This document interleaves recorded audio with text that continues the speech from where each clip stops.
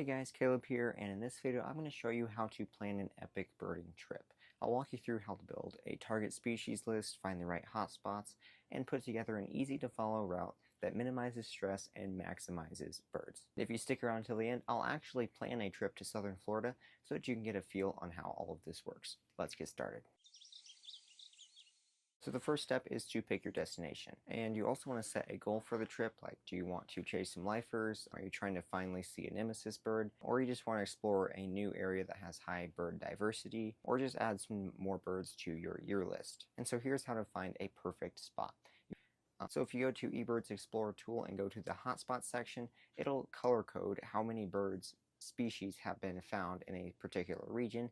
Then if you zoom in more, you can find some specific hotspots, and you want to find some hotspots with high species counts and frequent checklists if you're just going for the maximum number of birds. If you want to track down a specific target species, you can go to the species tab in eBird and it'll give you a bunch of little points of where that species has been seen. You can also open up the bar charts feature and see some seasonal trends, because birds are not always going to be there. Migration can be a big factor in what you're going to be seeing, and so that can really help with timing the trip right. And speaking of timing, migration is going to be your best time. That's when birds are most abundant in the spring and fall. Typically spring is better than fall migration, just because fall migration is more spread out, because there's not quite as much urgency for birds to head south. You can use eBird's historical data to spot peak weeks for the species that you're targeting, and also if a location is known for having bad weather, definitely want to avoid that time.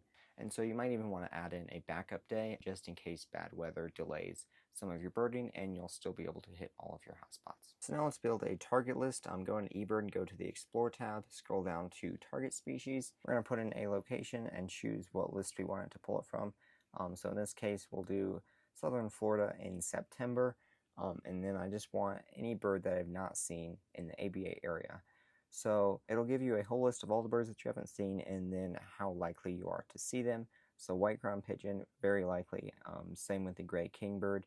Black-whiskered vireo, not quite as likely, but if we look in the right areas, we might be able to track one down. Once we start getting down to like 1%, it could either be a rare bird that isn't seen very often, or it's just only seen at a specific place. So in the case of the common myna, I'm guessing that there is a few specific places that they're commonly found. So let's look at some hotspots. So they have been seen recently, so we could probably be able to track them down if I were to be going there. And then once you start getting below 1%, those are birds that are not very likely at all. If we scroll all the way down to the bottom, you're going to see some provisional birds and then escape birds.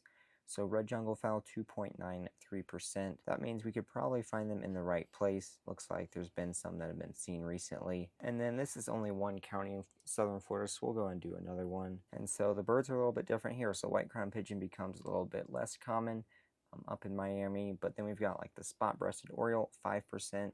Probably a pretty good chance we could track that one down. Mitred parakeet.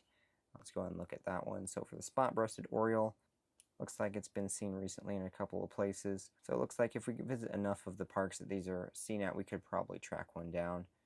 Mitred parakeet, looks like there's some parakeet roosts that we could maybe look at that they frequently visit. And then let's look here at the black-whiskered vireo. So this is a bird that looks to be a little bit more rare. I think they migrate south in September. So not going to be incredibly common, but we might be able to run into one, especially if we plan for it and take a whole day to go look for it. If we go down here to some of the less likely ones, like the fork-tailed flycatcher, these are birds that are just rare, and like in this case there's only one record of one in the entire county. So building a target list is a great way to focus your time on birds that you actually want to see, and it makes it a lot more clear what you're actually looking for, especially if you're targeting lifers. Now, another thing you can do with target list is you can do a year list or even a month list or day list. So if I wanted to see birds in the ABA area that I haven't seen this year, I could do that. And then there's quite a few of them. So if you're trying to track down some year birds, that can also be a good way to go. And then when you're planning for your trip, go and open up Merlin and find those birds in there, and then learn their songs and calls before you go, so you're not just relying on visuals, and also just really cement what those birds look like in your head so that then you can recognize them quickly. And if you've got a target list already planned out, it makes it a lot easier to find those birds because you know what you're looking for. If this video is helping you already, go and hit that like button and subscribe to Better Birders for more videos every single week that all help you become a better birder. And also, if you're in the middle of planning a bird birding trip, go and drop where you're going down in the comment section below. I'd love to hear where you're going. And with that said, let's get back into the video. So now that you know what birds you're going for, you need to make a list of hotspots that you would like to visit. So you can go to the hotspots tab, type in the place that you're going, and then as you can see, it's color coded. So like orange means that there's going to be more birds there, and then the blue means that there are not going to be quite as many birds there. We can also sort by month, so if we're going in September, let's go ahead and click that. So that way we're visiting hotspots that have the most birds in the month that we're going. So like this one right here, State Park, 185 species. We can look at some recent checklists if we do some more details. Like we can see, gray kingbird was found there, so if we're looking for a gray kingbird, that could be a good place to go. Another hotspot in here, AD Barnes Park. So you just want to really put together a list of the hotspots with the highest concentrations of birds to maximize your time. And then you can kind of plan a route, so like if we want to start north and then go south. But yeah, it just really helps to have a whole list of hotspots that you want to visit, and then inside of that list, mark down what birds you're going to be targeting at those specific hotspots. Also, you might want to visit your best hotspot at sunrise because that is when birds are going to be most active. Also, if I'm visiting a new hotspot that I've never been to, sometimes I like to look at Google Street View to check out like what the parking looks like, or just get an idea of what everything looks like, so that way I'm not surprised by anything when I get there. So if I were planning a trip to southern Florida, first thing I do is I'd make a list of target species that I want.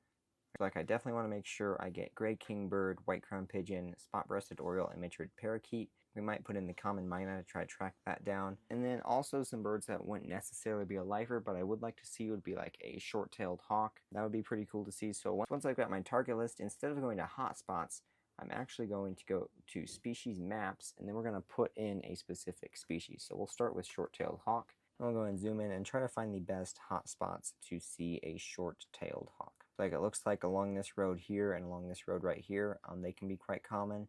And then probably during migration, they can be seen around here. September is hawk migration, so they could be migrating overhead. So like if I'm looking for a short-tailed hawk, probably gonna go to the Everglades and see if we can find one in here.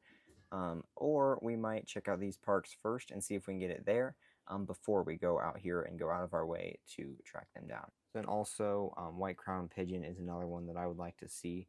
So that one was pretty common farther down south in Monroe County. So it looks like they can be seen here pretty commonly, especially in the Keys it looks like. So if I really want to get one, I would definitely have to head down to the Keys. And then I also do want to find some parrots up here in Miami. So I would want to look for some of the parrot roosts and parks that those parrots are commonly found at.